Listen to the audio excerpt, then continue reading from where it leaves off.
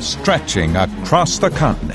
Tout en ayant une vision claire du monde d'aujourd'hui, nous voulons vous fournir des informations positives, pertinentes et justes sur Israël et le Moyen-Orient à travers un objectif biblique par des personnes qui connaissent, travaillent ou habitent le pays. Vous regardez Focal Point. Récemment, David Nekrutman, le directeur exécutif du Centre pour la compréhension et la coopération judéo-chrétienne, a partagé avec nous un récit franc sur le début de ses expériences avec le monde chrétien en tant que juif orthodoxe. Donc au dernier moment, on m'a amené dans une église et c'était la première fois de toute ma vie que j'allais dans une église. J'ai grandi dans le monde de la yeshiva. Je pensais, et c'est ce qu'on m'avait effectivement enseigné, que d'entrer dans une église était une violation idolâtre de la manière d'adorer et que rien dans le christianisme n'était bon. Me voilà donc dans cette église. C'était mon patron qui m'avait demandé de le faire. Et je ne savais pas quoi lui dire, mais j'ai dit finalement oui. Des sentiments de culpabilité pèsent sur mes épaules. Et j'appelle le rabbi, Legal Lufol, service des rabbins qui décide de ce qui est légalement acceptable pour un juif, pour savoir si j'avais le droit d'y aller. Alors mon conseiller, mon rabbin, qui deviendra mon conseiller plus tard dans mes relations judéo-chrétiennes, le rabbin Dr Gérard Meister, me dit « Vous pouvez y aller. C'est comme si vous étiez dans l'armée israélienne. On vous donne un ordre, sans poser de questions. » J'ai dit « Merci pour votre dérogation, rabbi. J'irai à l'église ce soir. » J'entre dans cette église, ça ressemble à peu près à l'endroit où nous sommes en ce moment, et elle est très grande, il y a une croix, mais partout il y a des drapeaux israéliens et tout le monde chante des hymnes israéliens. Et je me sens à un moment comme dans une zone floue. Qui êtes-vous? D'où venez-vous?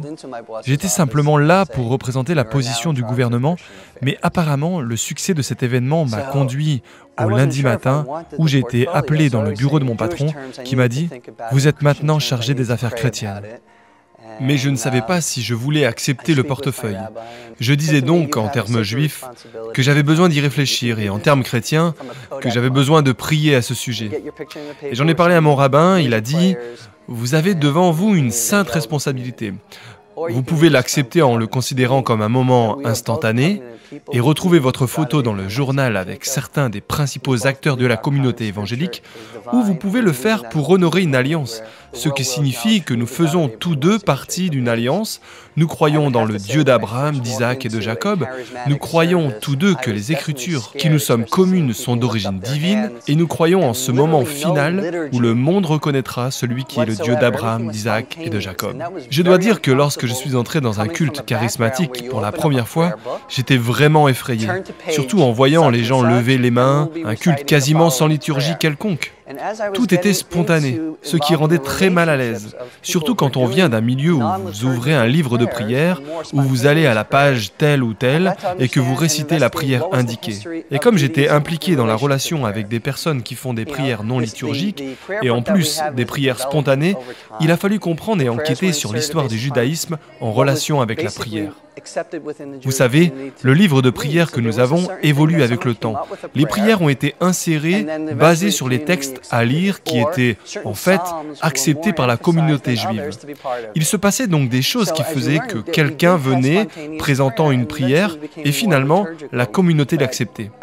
Donc, comme vous pouvez le comprendre, nous n'avions pas de prière spontanée et finalement, la prière se transformait en liturgie. Mais j'ai commencé à apprécier la spontanéité de la prière. Et cela a eu comme conséquence une meilleure vie de prière pour moi. Donc je peux dire que cela m'a touché spirituellement. Autre chose qui m'a touché dans mes relations avec les chrétiens, c'est la simplicité de la foi, surtout quand elle touche Israël. Je me mets à lire la Bible maintenant, et donc je n'ai pas d'autre choix que d'être d'accord avec vous et avec le peuple juif. Parfois, nous, en tant que juifs, intellectualisons trop de choses, et de voir quelqu'un mettre cela en application à cause de la foi était très rafraîchissant, et ça m'a vraiment touché. Shalom, mon nom est Ray Sanders. Je suis le directeur exécutif et cofondateur des Chrétiens Amis d'Israël à Jérusalem. Bienvenue dans notre émission. Nous espérons que les choses partagées avec vous vous encourageront à bénir et servir le peuple juif. Ray et moi vivons dans la plus belle ville sur Terre, Jérusalem. C'est ici qu'a débuté l'œuvre des chrétiens mis d'Israël. Et nous avons maintenant des représentants dans des pays tout autour du monde. Nous avons aussi un nouveau centre de distribution à Jérusalem. Nous l'avons ouvert dans les années 90 et plus d'1 quart de million de Juifs russes ont été aidés au travers de la fourniture de vêtements, d'appareils, de literie, d'accessoires pour le bain et pour une aide financière. Le programme Ne les oubliez pas tend la main aux Juifs âgés de 80 à 90 ans qui ont souffert pendant la Shoah et qui sont toujours en vie. Ils ont besoin de savoir que nous nous soucions d'eux, que nous sommes sur le terrain pour les aider pour tous leurs besoins.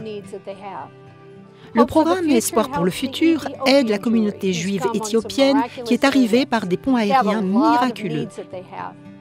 CAI a un salon de la mariée où nous aidons les mariées juives pour que le jour de leur mariage soit béni, un cadeau des nations particulièrement important. Le programme Flot de bénédiction s'adresse aux plus pauvres des pauvres et des nécessiteux partout en Israël. Il y a des logements de plain-pied en retrait des rues pour des vétérans de guerre du passé qui ont combattu dans l'armée rouge. Les programmes Sous ses ailes et Communauté sous attaque sont des programmes qui aident ceux qui subissent des attaques terroristes dans le sud d'Israël et dans diverses villes partout dans le pays. Le programme Prémices est notre ministère auprès des croyants du pays, qu'ils soient juifs ou arabes ou gentils. Nous les aidons tous sans distinction. Nous les encourageons dans leur marche de la foi. Nous prions que vous deveniez pour Israël des sentinelles sur les murs et nous avons en ligne un programme intitulé Murs de prière. Nous avons un certain nombre de publications en ligne et tout ce que vous avez à faire est d'aller sur notre site web et de vous inscrire. Si vous voulez aider à réparer les dommages qui ont été faits de la part de l'Église depuis 2000 ans, nous vous demandons de vous joindre à nous. Venez à nos côtés. Soyez nos partenaires et changeons l'histoire et le monde pour que tous puissent voir que nous faisons changer les choses en Israël, dans l'Église et parmi tous ceux qui veulent être une bénédiction pour ce pays. Nous sommes ici pour être vos mains et vos pieds en Israël.